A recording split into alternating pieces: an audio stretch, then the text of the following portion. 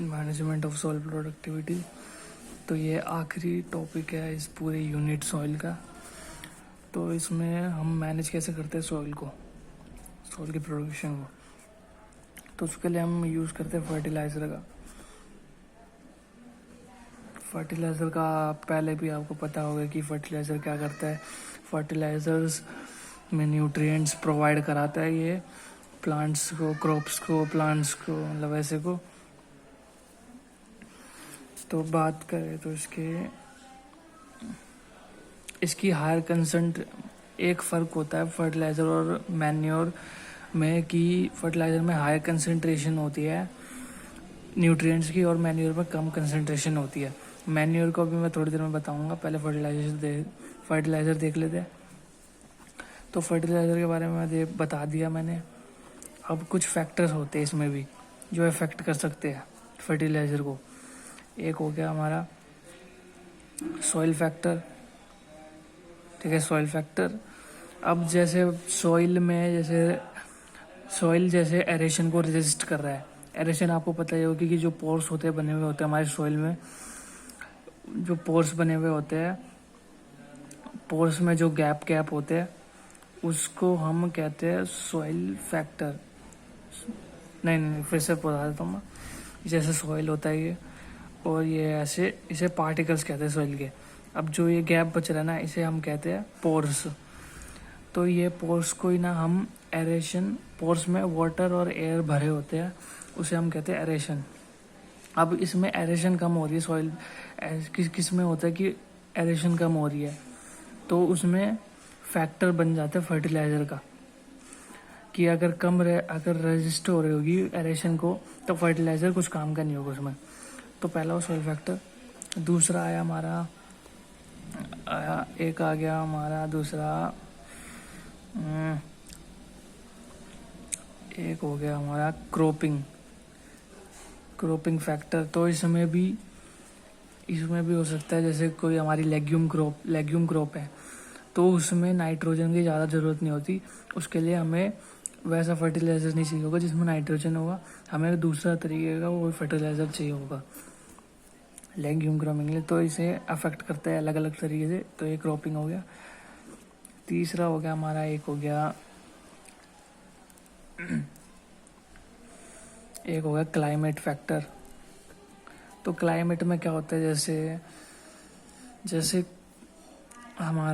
बारिश आ रही है, ठंडा वो रह रहा है, मौसम रह रहा है, ठंडा हो रहा है, या फिर बारिश आ रही है, तो उस तरीके में ना फर्टिलाइजर सही से काम नहीं करते हैं, क्योंकि लीचिंग की वजह से। लीचिंग क्या कर देती है, हमारी जो फर्टिलाइज़र होते हैं ना उसको इफेक्ट कम कर देती है। तो ये हो गया तीसरा। चौथा एक और होता है एग्रोनोमिक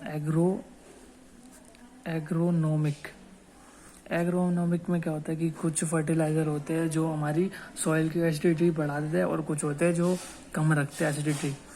तो ये भी एक फैक्टर हो जाता है। तो ये 4 फर्टिलाइज़र के फैक्टर है। अब जो अगली बात करें तो हम करेंगे मैन्योर की।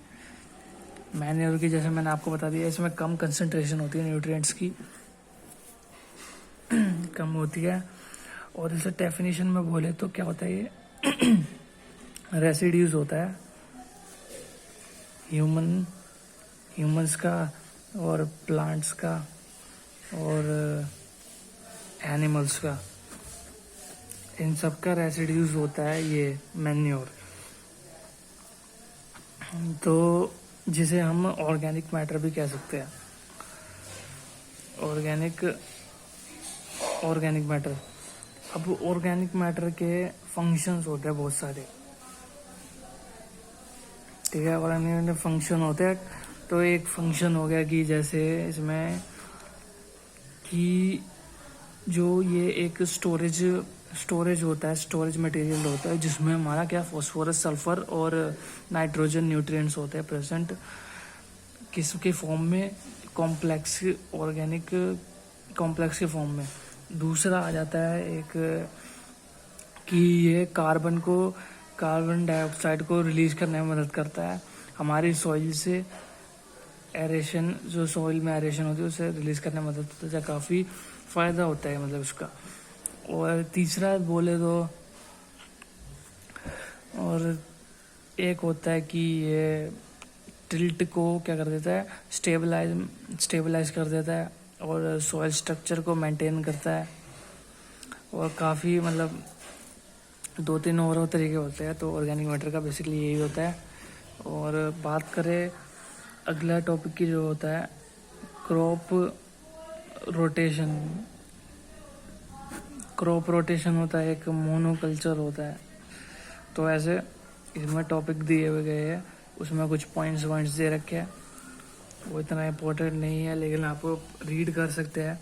मोनोकल्चर क्या होता है, सिर्फ एक क्रॉप करना, एक टाइप की क्रॉप करना, जिससे क्या होता है हमारा सॉइल भी अडेप्ट हो जाती है उससे और हमारा क्लाइमेट भी अडेप्ट हो जाता है उससे।